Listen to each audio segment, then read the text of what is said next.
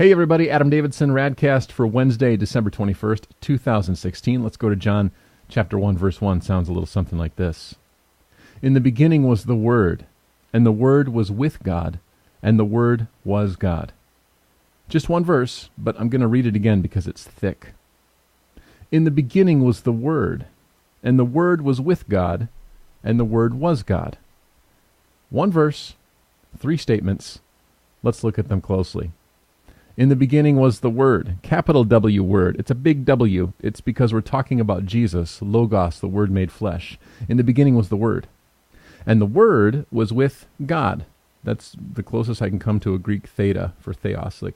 That's God. The beginning was the Word, and the Word was with God. But the Word was God. So now we have three statements that all just kind of jumbled together and are somehow interconnected. In the beginning was the Word, and the Word was with God, and the Word was God. Mind blown? Watch this. Whose beginning are we talking about? Well, ours. We're talking about the beginning of this creation as we know it, the beginning of you and I and this earth and all the stuff that we have around us. Just like in Genesis 1:1, we read about the beginning, how in the beginning God created the heavens and the earth, and now in John 1:1, the new prologue, the New Testament version of Genesis, we have this beginning again, this new beginning. Whether it's the beginning of creation that we're talking about or the beginning of this new way of salvation through Christ, it's all about a beginning. But it's not God's beginning. Here's what's blowing my mind this morning. Let me just cut right to it. God has no beginning. He didn't have the experience or the context of a beginning. He's always existed. He is eternally in the past, eternally in the future, yet present in this moment as we know it right now. But the one thing that we have that God does not have is a beginning.